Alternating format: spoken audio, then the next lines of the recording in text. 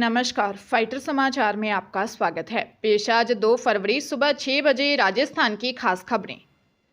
वित्त मंत्री निर्मला सीतारमण ने मौजूदा मोदी सरकार का आखिरी बजट पेश किया। उन्होंने 58 मिनट लंबा भाषण दिया। यह अंतरिम बजट है क्योंकि अप्रैल मई में आम चुनाव होने हैं। नई सरकार बनने के बाद पूर्ण बजट जुलाई में पेश होने की उम्मीद है। अंतरिम बजट 4 सेक्टर्स पर फोकस रहा: गरीब, महिलाएं, युवा और अन्नदाता यानी किसान। वित्त मंत्री ने कहा, हमने अंतरिम बजट की परंपरा को जारी रखा है। दरअसल अंतरिम बजट में किसी तरह की लोक लुभावन घोषणाएं नहीं की जाती हैं। मातृ और शिशु देखरेख की योजनाओं को व्यापक कार्यक्रम के अंतर्गत लाया गया।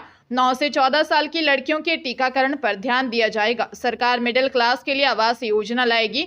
अगले 5 साल में 2 करोड़ घर बनाए जाएंगे। पीएम आवास के तहत 3 करोड़ घर बनाए गए हैं। वित्त मंत्री निर्मला सीतारमण ने कहा, लखपति दीदी को बढ़ावा दिया जाएगा। 2 करोड़ से बढ़ाकर 3 करोड़ का निर्णय लिया है। वित्त मंत्री निर्मला सीतारमण ने कहा, 9 से 14 साल की लड़कियों को मुफ्त टीका लगाया जाएगा। गरीब परिवारों को हर महीने 300 यूनिट बिजली फ्री दी जाएगी।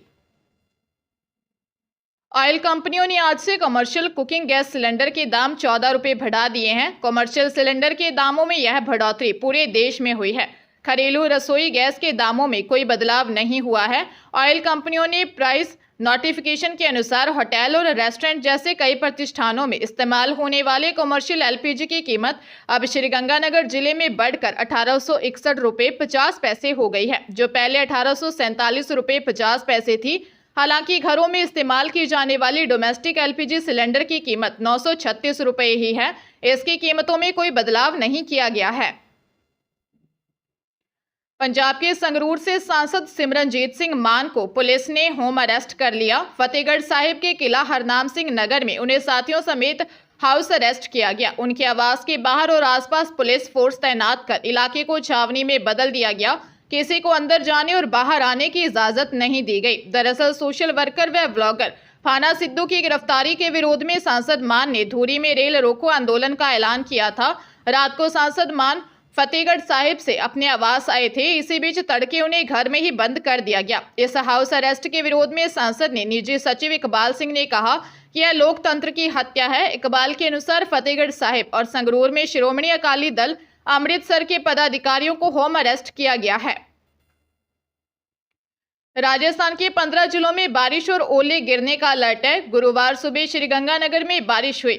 अलवर और दौसा में बादल छाए रहे। 4 जिलों में कोहरा भी देखने को मिला। मौसम केंद्र जयपुर ने राज्य में 2 दिन मौसम शुष्क रहने की संभावना जताई है।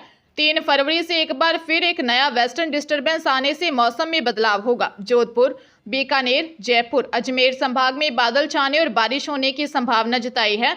इससे पहले चूरू, सीकर, जयपुर, अलवर समेत कई जिलों में बारिश हुई। अलवर में ओले भी गिरे।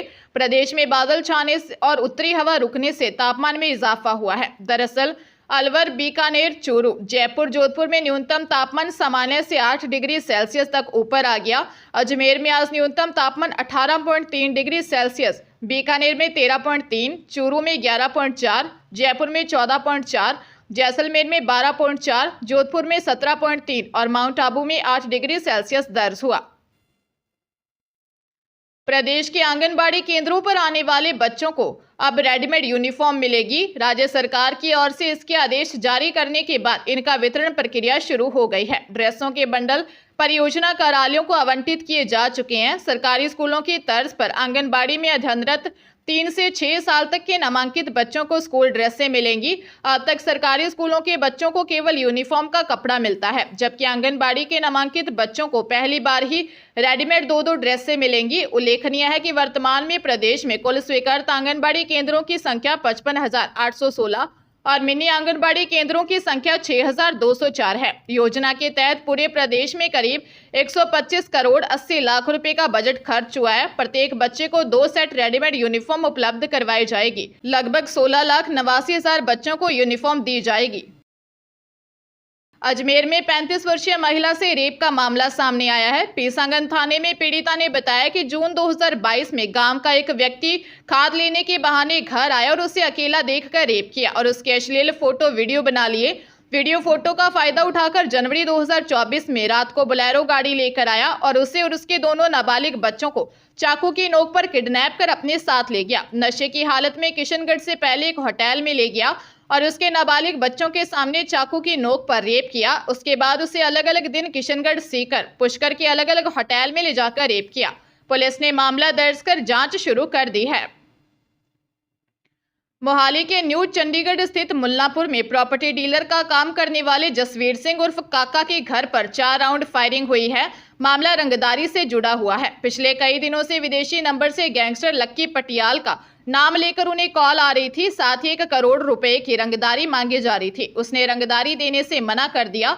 इसके बाद उसके घर पर यह फायरिंग हुई है। पुलिस ने जसवीर के बयान पर लक्की पटियाल सहित 2 अज्ञात लोगों के खिलाफ मुकदमा दर्ज कर लिया है। प्रॉपर्टी डीलर जसवीर उर्फ काका के घर देर रात 2 युवक बाइक पर सवार होकर आए। उन्होंने ताबड़तोड़ उसके घर पर फायरिंग कर दी। फायरिंग करने के बाद वह मौके से फरार हो गए। वहीं मोहाली पुलिस और मोहाली क्राइम टीम मामले की जांच में जुट गई है।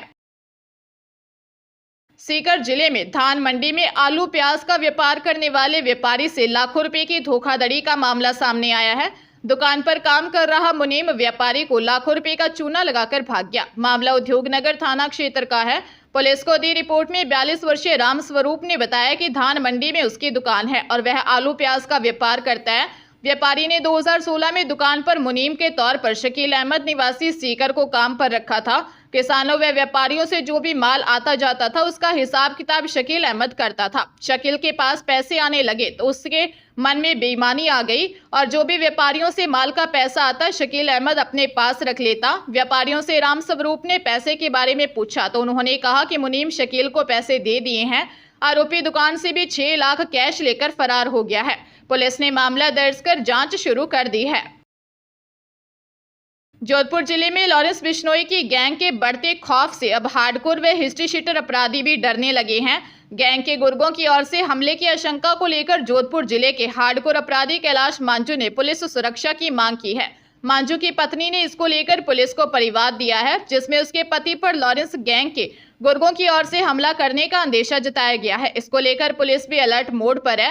वही हार्डकोर के मकान के आसपास की जगहों पर पुलिस गश्त भी की जा रही है। बता दें कि देश में केंद्र की जांच एजेंसियों ने कुछ दिनों पूर्व भी राजस्थान में लॉरेंस व रोहित गुदारा गैंग के शूटरों के होने की सूचना मिली थी। इसको लेकर जोधपुर में भी पुलिस अलर्ट पर है। गैंग के वर्चस्व और गैंगवार की आशंकाओं के बीच अब हार्डकोर अपराधी कैलाश मांझू को भी अपनी जान का खतरा है।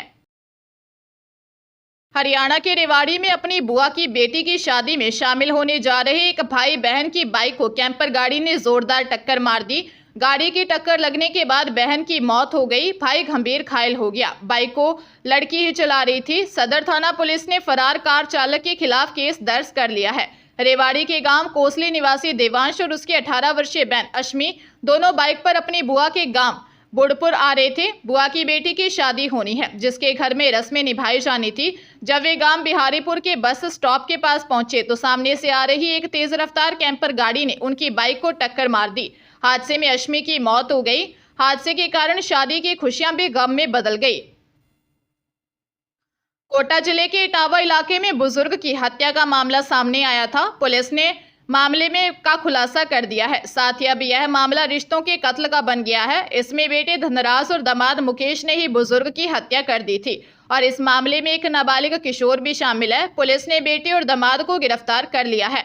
वहीं नाबालिग किशोर को भी निरुद्ध किया है। पुलिस के अनुसार दोनों आरोपियों ने शराब पी और उसके बाद बुजुर्ग पर हमला कर दिया था। मामला संपत्ति विवाद का है। ग्रामीण एसपी काविंदर सिंह सागर का कहना है कि मामले में शुरुआती तौर पर किसी परिचित या जानकार की घटनाक्रम में शामिल होने का मामला सामने आ रहा था। पूछताछ में आरोपियों ने वारदात को कबूला है।